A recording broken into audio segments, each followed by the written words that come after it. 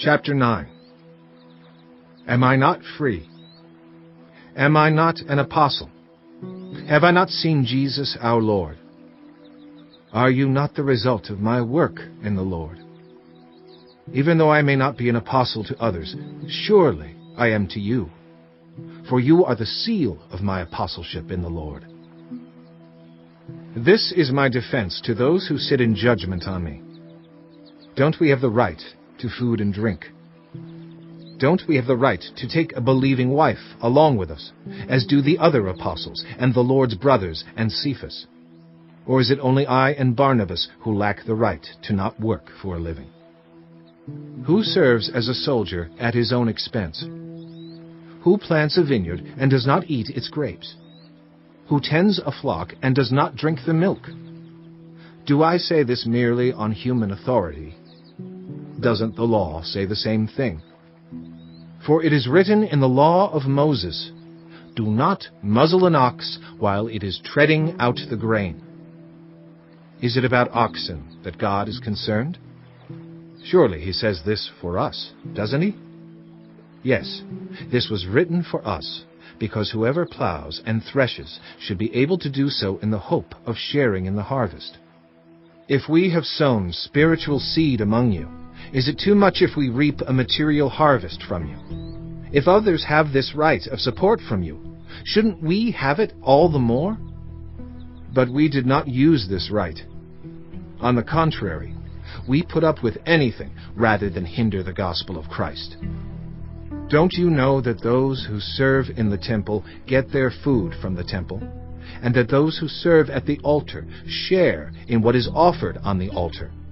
In the same way, the Lord has commanded that those who preach the gospel should receive their living from the gospel. But I have not used any of these rights, and I am not writing this in the hope that you will do such things for me, for I would rather die than allow anyone to deprive me of this boast. For when I preached the gospel, I cannot boast, since I am compelled to preach. Woe to me if I do not preach the gospel. If I preach voluntarily, I have a reward. If not voluntarily, I am simply discharging the trust committed to me. What then is my reward? Just this, that in preaching the gospel I may offer it free of charge, and so not make full use of my rights as a preacher of the gospel.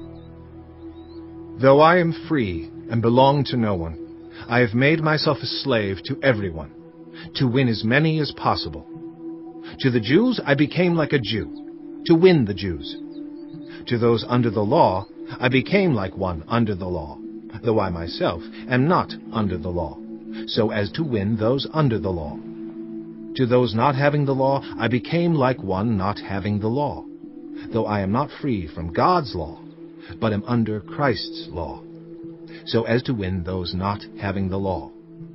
To the weak I became weak, to win the weak.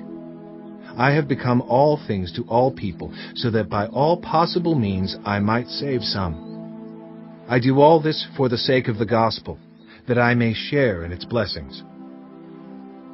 Do you not know that in a race all the runners run, but only one gets the prize? Run in such a way as to get the prize. Everyone who competes in the games goes into strict training. They do it to get a crown that will not last, but we do it to get a crown that will last forever. Therefore I do not run like someone running aimlessly. I do not fight like a boxer beating the air. No, I strike a blow to my body and make it my slave, so that after I have preached to others, I myself will not be disqualified for the prize.